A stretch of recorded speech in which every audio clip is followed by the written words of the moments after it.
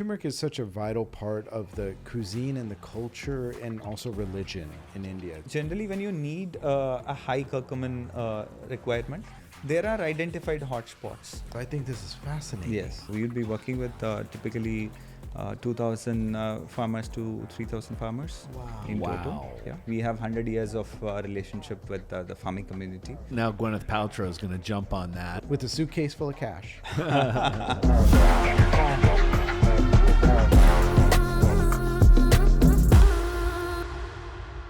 Hey Spice fans, welcome back to the OG Spice Guy Show, where we dig into the real stories behind the world's boldest flavors, from the fields where they're grown to the businesses that bring them to your table. I'm your host, Jonathan Raju. So you may have noticed we're not in our normal studio today. We're coming to you from Palm Springs at the annual meeting of the American Spice Trade Association. We're hosting a series of conversations with spice suppliers from all over the world, getting into the real stories behind the ingredients. Today's conversation is with Ram, a turmeric supplier based in India. You've seen turmeric everywhere, lattes, supplements, even skincare. But what's behind this bright yellow-orange powder, really?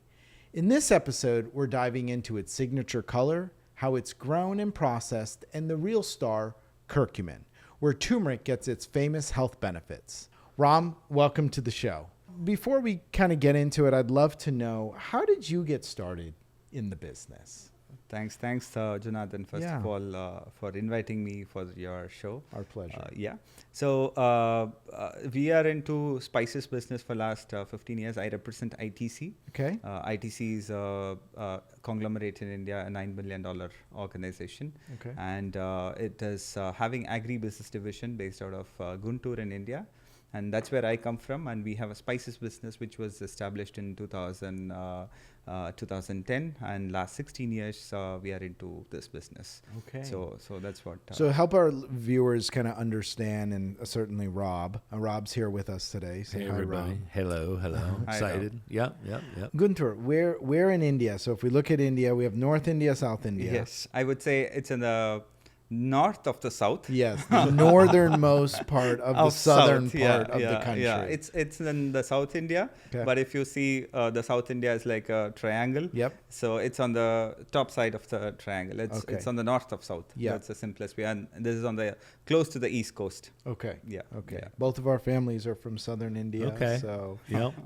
you also speak Telugu? Yes, I speak Telugu. So my dad speaks Telugu. So my father, Dr. Spice, and Ram can communicate in mother tongue. Which one is Slumdog Millionaire? That's not. It's not you guys. That's No. northern. That's west. Yeah. That's west. Mumbai. Yeah. Okay. That's Mumbai. Mumbai. Yeah. Okay. And New Delhi would be something else. That's north. That's not. Yeah. All right. And 3 different languages there. There's so many languages. Yeah. Like Well, there between those 3 references, those were 3 different languages. Right. Yes. So every 1 hour of journey or 2 hours of journey, the language changes there. So Imagine in the United States, if you went from California to Oregon, different language.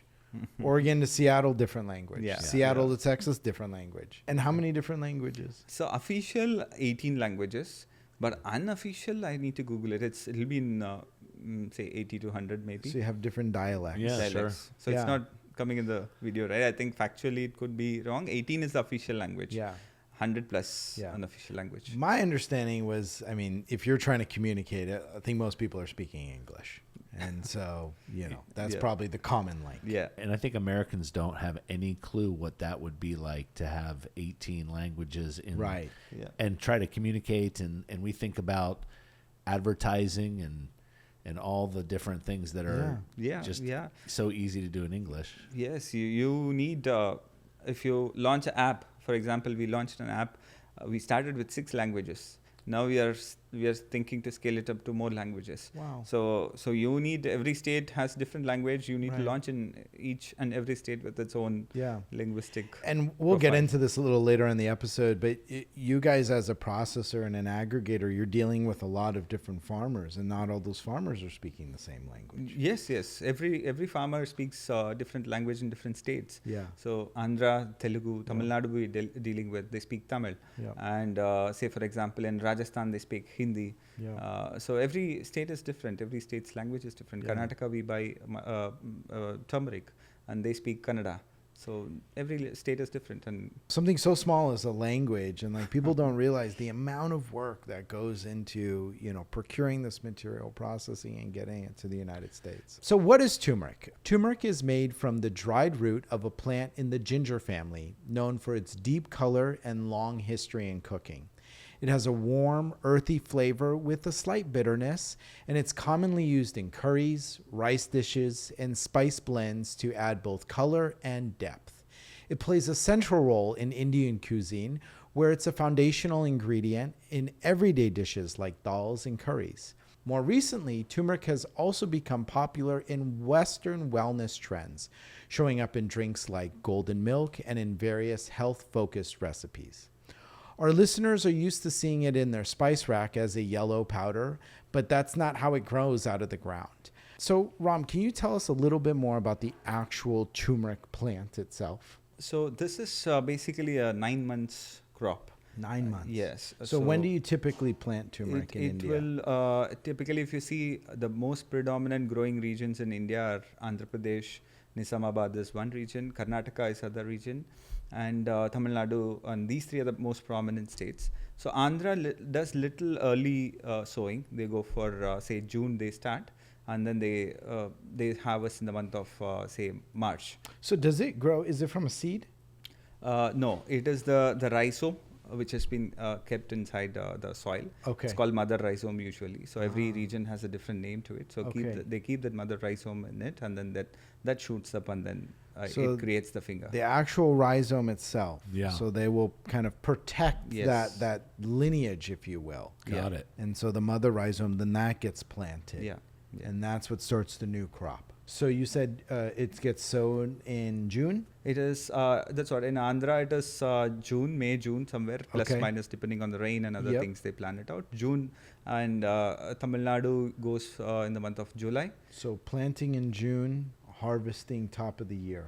So the plant itself, I mean, how big are we talking? Typically, you can say around 3 to 4 feet it grows. Okay, so above the ground. Above the ground. But the actual turmeric itself? Turmeric is inside the soil. In the soil. Yeah. You have to just, when you're harvesting, you have to pluck it out from the soil. Okay. So and is it that easy? Can you just pull it, or do you need equipment? No, you need equipment. You need a sickle to just plow the soil. And nowadays you have harvesters also, where they just go an inch deep, and then it's like a tractor which goes and then it's loosen up the soil, and people follow that loosened up soil, and then they pick the turmeric. So picking up it might have some damage. Just you can't pull it with your hand. You can technically, but your damages and your loss will be higher. Right. Got it. So turmeric is often grown by small farmers working within village networks. So, you know, earlier we were talking about the language. How do you coordinate across those communities? So you're working with small co-ops. Yeah. How do you maintain the consistency? So on average, give us a scale of how big the average farmer plot is. So typically in India itself, if you see, you have around 1.5 acres is the average land holding pattern, right? Even turmeric farmers in South India, if you can consider 2 acres to 3 acres is average land holding. So 1 to 3 acres. Yeah, 1 to 3 would be the range. Okay. So, but there are large land holding farmers also. Okay. But I'm talking about the majority that you're working with. These are individual people, families that own 1 to 3 acres. Yes. 1 acre is typically 44,000 square feet. This is just a family. Yeah. And this is their plot that's probably been passed down from generation to generation to generation. Yeah. So specific to your turmeric crop, your average farmer, 1 to 3 acres. How many farmers are you working with? In total, if you see, we would be working with, if I take a rough math, so 10,000 tons of total volume divided by 3 tons on an average. We would be working with typically 2,000 farmers to 3,000 farmers. Wow. In total. Yeah. 2,000 to 3,000 farmers for one crop. In total, if I see all the crop development programs put together. Walk us through the process of like, how does the farming begin? So where did the mother rhizome come? Do you supply that to the individual farmers? So for turmeric, in the crop development program, we don't supply the mother rhizome, but for other programs, farmer does. The farmer's responsible. They are responsible. They are responsible. Yeah. So you will have some sort of contract at the beginning of the growing season? No, we don't go for any contract farming. Okay. We believe in contact farming. We don't sign any contracts with the farmers. Okay. So it's only the contact. We have 100 years of relationship with the farming community. So agribusiness division is 100+ year old division. So for so many years we've never signed a contract. And only agribusiness division is approximately $2 billion organization. Wow. So and that's happening because of say the kind of trust that we built with the farmers for so many years. Yeah.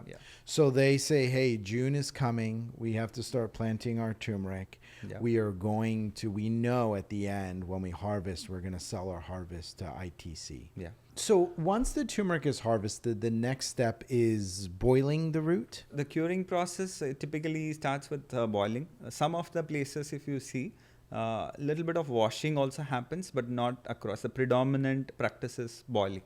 They does boiling. Now, at what point does the crop transfer from these small farmers into your possession? So after boiling, after drying, we get the polished variety. Okay. So there are 3 steps in between. Okay. One is boiling. Yep. And other one is say drying.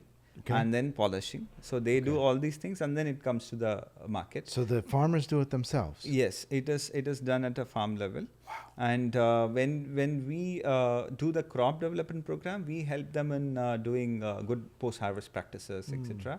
So how to do it, etc. We guide them at a farm level. I think that's really interesting, the post-harvest handling, because this is where, from my perspective, when I'm buying it from you guys, we're looking at the spec and we're looking at certificates of analysis. And one of the things that's most important to my customers is total plate count. TPC or APC, right? What is the bacterial load of the product? And with turmeric, it's very common to have a very high bacterial load, especially in organics. Yeah. So what I really want to spend a moment on is these post-handling processes. Yeah. So talk to us a little bit about what are some of the things, in general, that's really important for the farmers to take care of once they start the harvesting process. Boiling is quite an important process. So are they boiling at right temperature? At right and for time duration, limit, I'm assuming? For the right duration. Okay. Are they boiling it appropriately, and are they drying it appropriately? So, so boiling itself is a very unique process where this gelatinization happens. Okay. Right, where the starch. Turmeric is nothing but a curcumin and starch combination. Right, the curcumin is in the center, and you have starch around it. So when you boil it, this curcumin in the center gets penetrated evenly with the starch. And the starch, when it gets gelatinized, basically the starch absorbs the water, and then it makes the drying process even. So when you dry it, it dries properly, evenly, so that it also becomes harder after drying, and it becomes easier for powdering also. So you're taking these turmeric, the rhizome, the fingers. Yes.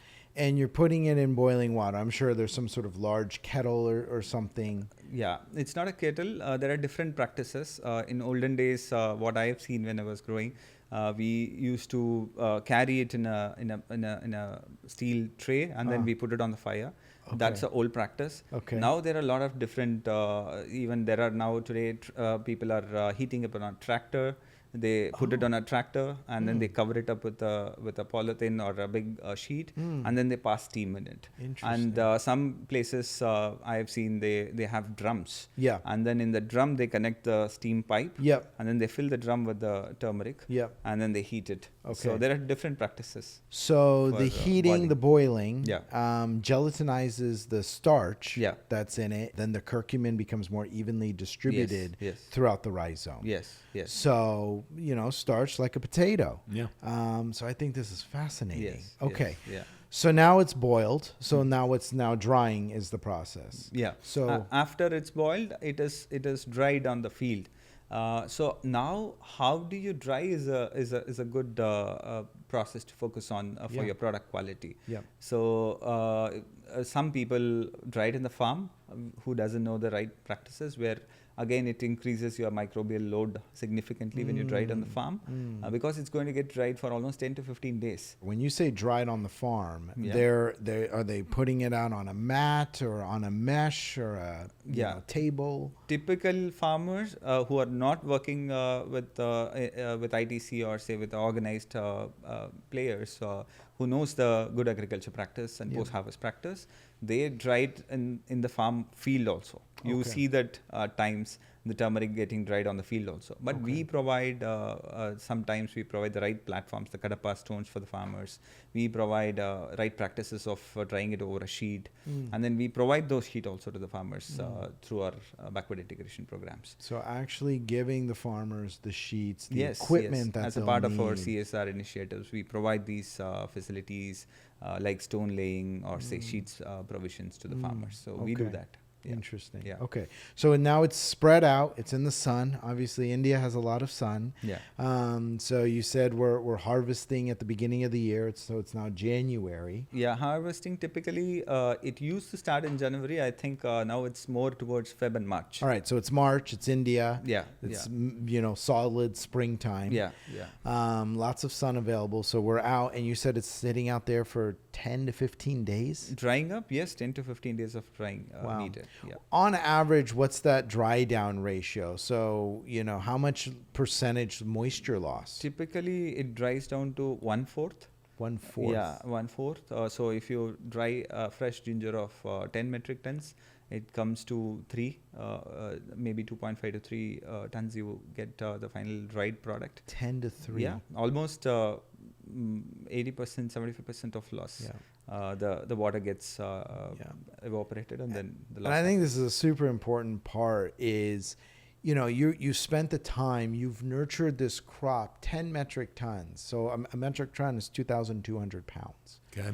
So 10 metric tons, you're growing it. It's your baby, right? You're watering it, you're fertilizing it, you're doing all the things. And then you start, and in 15 days, you drive off 2/3 of that weight is gone. You're not selling 10 metric tons to ITC. You're only selling 3.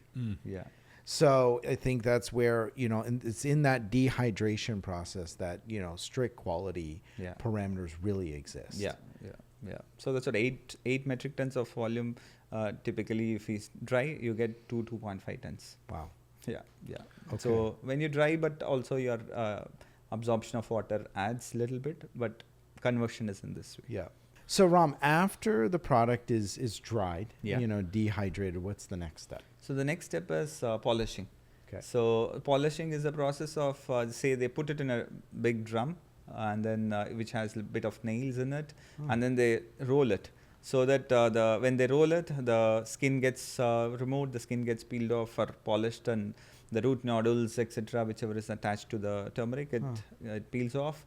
And the dust goes off, and the true color of turmeric, the golden yellow turmeric, you see only after polishing. Until that point, it has a thick brown skin.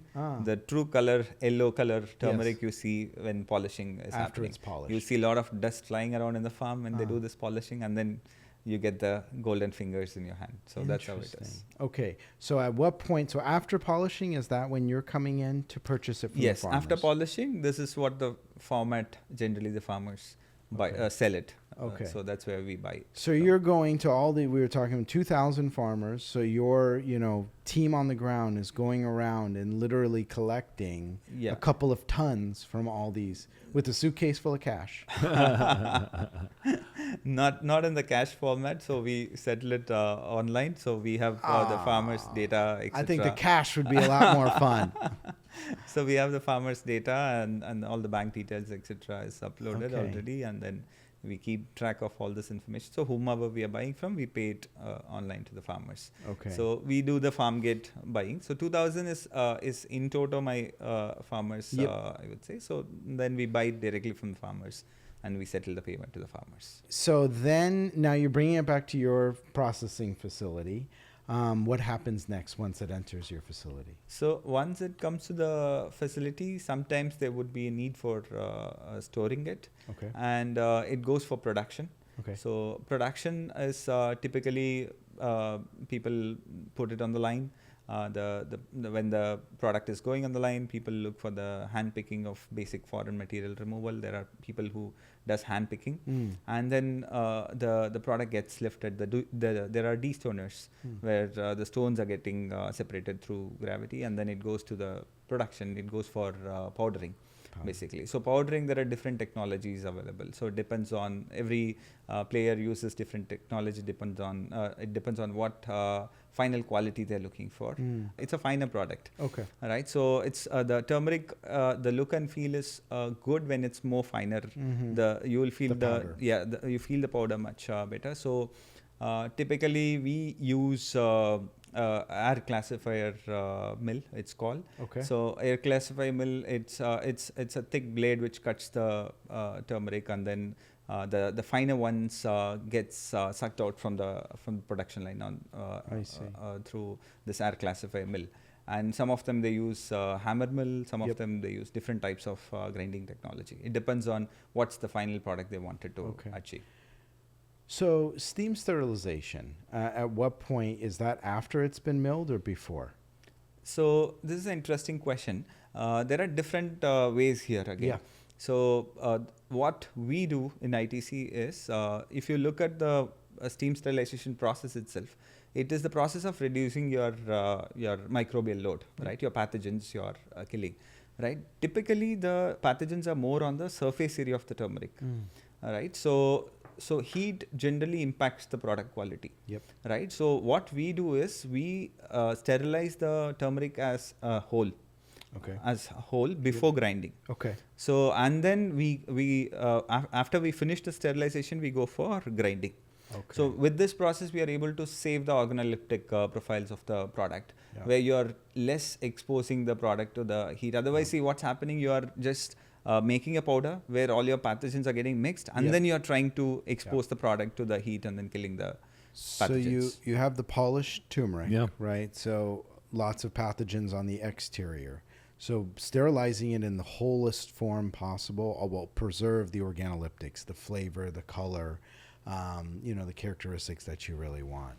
So sterilize it in whole form and then grind it into powder. Industry practices, so many of them are on the other side. They go for powder and then they sterilize. Let's talk about curcumin, and how do you grade and where do you test for curcumin content? So you have, because there's different grades of turmeric. Something with very high is going to go more nutraceutical, et cetera. And then tie in the curcumin to, does curcumin affect the color of turmeric? This is again an interesting question. I'll just give you two levels of answer to it. Okay. The first level is a basic framework of reference, and the second level is there are exceptions also. Yeah. So curcumin is the active ingredient that's inside of turmeric. It's the active ingredient inside. This is what's giving you the health benefits. Okay. So lowering inflammation. That's why everybody wants. Anti-inflammatory, antioxidant, and all these properties turmeric has. Yeah. Okay. So the curcumin. Curcumin, the general framework is like this. The lower level curcumin, for example, 2% is considered on the lower side, or 1.52%, right? That, if you typically look, right, it will be yellowish in color, right? If you move to the higher level or mid-level curcumin, say 3% curcumin, let's assume. Example, Mysore, Salem, these are like 3% curcumin. 2% curcumin is like Nizamabad variant. These are different regions. Different regions. In India. And varieties also. So they look, 2% curcumin, as I said, it looks yellowish in color, where 3% curcumin, if you look, it is more orangish. It tends towards orangish. Okay. And if you say, if you go further for 4%, 5%, 6%, it turns more towards brownish color. So that's just a general framework of reference. but you cannot directly correlate the color and curcumin always. Suppose say if you see a brown color turmeric, you can't say that, oh, this is going to be 4 to 6%. No. And if you say a fine yellow turmeric, you can't say, oh, it's going to be 2%. No. So this is a general framework of reference, but there are turmeric which are brown in color with 2% curcumin. There are turmeric which are yellowish in color with 4%, 5% curcumin also. So at what point in the processing are you guys testing and grading for curcumin? Does it happen at the fresh stage or after it's we do it at different stages. We even before buying, when you have a specific requirement of curcumin, and then when we go for a specific program in a region, so we test before purchase also. Okay. Right, we test it before the purchase of turmeric, and also once you manufacture, again we check the curcumin level, and then before export we. So are there different regions in India and or like species or varieties in which okay, for the nutraceutical industry that wants very high curcumin levels, we know we can get it from this particular region? So generally when you need a high curcumin requirement, there are identified hotspots. Okay. So generally curcumin, the turmeric which is available in Northeast, they generally have high curcumin, and some of the hilly regions in Odisha, you get quite a good 4% to 6% curcumin. Northeast also falls in that zone. You have a high curcumin content. And even in Kerala, there is an Aleppi finger variety which has quite a good curcumin content. Okay. So there are hotspots which are mapped by my procurement team, and they know where to procure when you need high curcumin requirement, or when you need a average requirement, where to procure from. All the hotspots are mapped and they're working on it. Right. Yeah. Got it. I mean, this is trendy right now, is what you're saying. Yeah. So in the turmeric business, obviously you've pivoted a little bit to focus on that as a product in that. So has it been really big for the industry for you guys, or is it still just so small based on the amount of turmeric you're doing for food? Like, what are you buying turmeric for? Is to sell, not for the... Yeah, so we don't sell really into the nutraceutical space. So we're buying turmeric to be used in a culinary application. Culinary. Yeah, so our curcumin content, we don't have to have it on the super high end. So now I'm saying your business is like kind of going, hey, this is the secret sauce in this stuff, and you're selling it to a whole different market in a whole different way, yeah? So if we look at in India, approximately 10 lakh metric tons. It's the volume that is produced in India. A lakh is 100,000. Okay? Yeah, a lakh is 100,000. So so 10 lakh metric tons is average production. If you see in that, around 1.5 lakh metric ton gets exported. Right. So that's the other really interesting part. And I was telling you when we did our market update yesterday with the chilies, that there's 2 million pounds of chilies that are produced in India annually. 10% of that gets exported. Yeah. So the remaining is all consumed in India. It's all local different forms. More for food and the daily culinary requirements. It's a huge part. Turmeric is such a vital part of the cuisine and the culture, and also religion in India. It's used in a lot of religious ceremonies, weddings, and even daily usage. Turmeric is almost treated like a god in India. Really? The weddings in India, there's a big function called haldi. So it's more like making the bride or the bridegroom ready for the wedding. And even if you see in olden days, in South India specifically, the Mangal Sutra, we say, when you tie, the Mangal Sutra, when you tie it, the wedding is done. It's like the ring. Sure. Yeah. So that Mangal Sutra is made of turmeric. It's just turmeric with a rope. They tie it, then your wedding is over. So it's serious stuff. Sacred in India.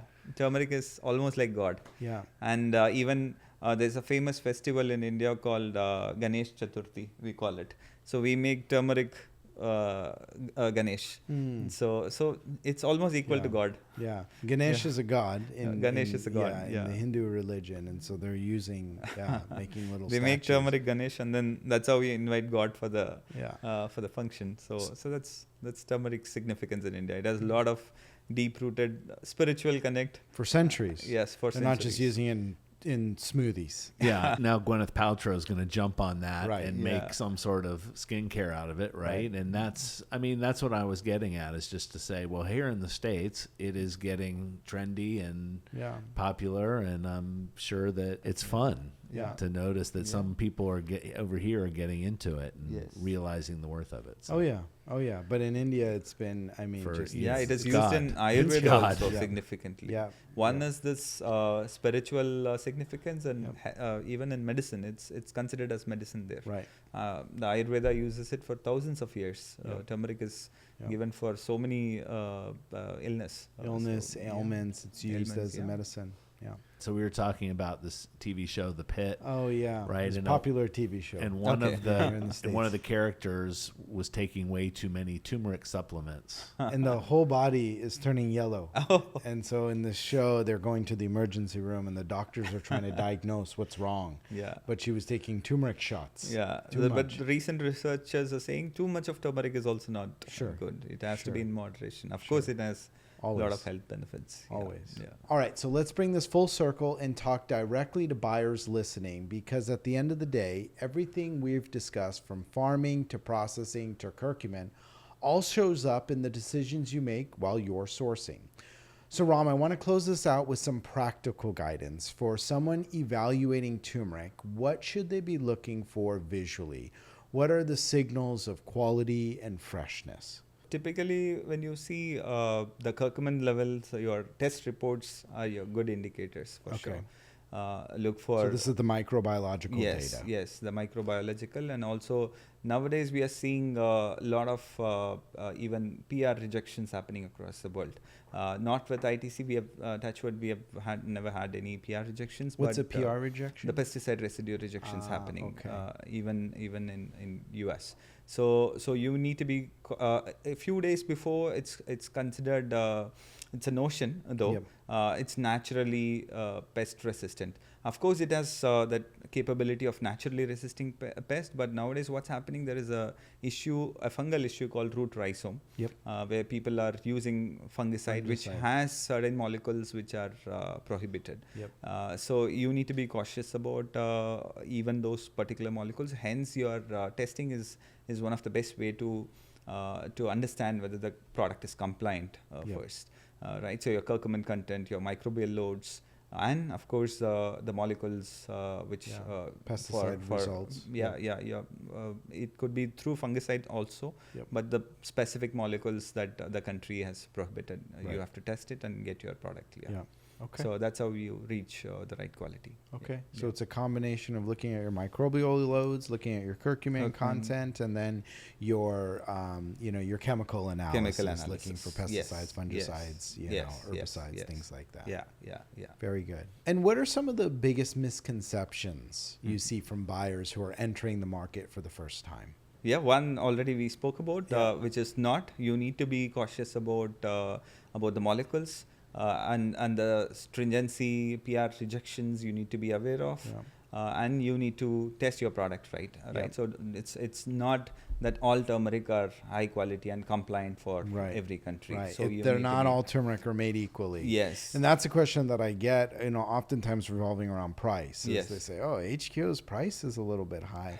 Well, again, not all turmeric is created equally. Yes. So we want to make sure we're partnering with good processors at origin, who are partnering with good farmers, who are using these best practices. Right. And we also spoke about the correlation between color and turmeric. That's when I get curcumin. a lot. Yes, so that's also an important thing you should be aware of. It's not like directly you can correlate. They're and not just always go on. related. But as I said, there could be a brown turmeric with lower curcumin, and there could be yellow turmeric with higher curcumin. So that is one misconception. This is an agricultural product, and Mother Nature is going to do what she wants to do. So you can't control that.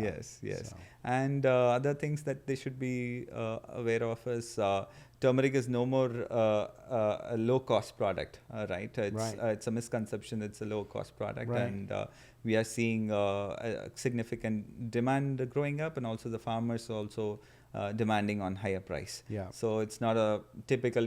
You can't brand it as a low cost Right. product. Right. So these are some of the misconceptions or you should be aware of. Thank you so much for explaining the process. I also want to say and just ask you, you're here now we're in gorgeous Palm Springs, Yeah. Palm Desert, La Quinta, Yeah. right? How long are you here? Are you going to be doing other podcasts in town? I think this is the only podcast. I mean, that's the point I'm kind of making is, man, this is interesting stuff from the everyman to say, yeah, I use turmeric mostly in my greens. Yeah. Right. I use them in my greens. Mm-hmm.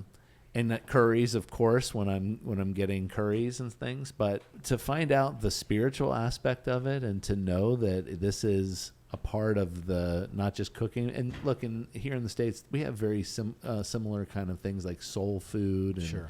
and things. So anyway, very interesting. Thanks for coming into our little set here. Mobile studio. That's right. Thank you. This is quite interesting. Thanks for inviting, first of all. Yeah. So this is my first experience of a podcast, and thanks for inviting and making me comfortable also. Of course. That was the whole impetus behind this entire show is, especially with HQO, especially being from India, ever since I was young, Raju has always taught me, where does food come from? Yeah. And that's what I've learned just kind of growing up in this industry here in the United States is, let's face it, we live in the land of plenty and things are readily and easily available for us. And so what I was realizing was that, the farmer story was not appropriately told.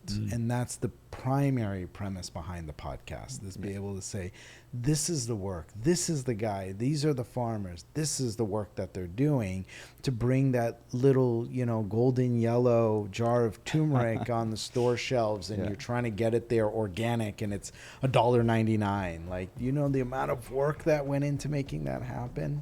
Yeah. Absolutely. So we want to tell the story. Yeah. So thank you for doing that today. Thanks, Jonathan. Of Thanks for course. that. My pleasure. The OG Spice Guy Show is produced and recorded by Galaxy Media in Los Angeles, California, in association with High Quality Organics, America's leading provider of organic spices. Executive producers are Jonathan Raju and Rob Clyde. Today's episode was produced by Rob Clyde and Max Flora. It was engineered and edited by Drew Unser. Graphics by Michelle Esteva. Web and SEO by Rebecca McDonald. And social media by Bethany Guerrero. You can DM and follow us on all platforms and socials at OG Spice Guy.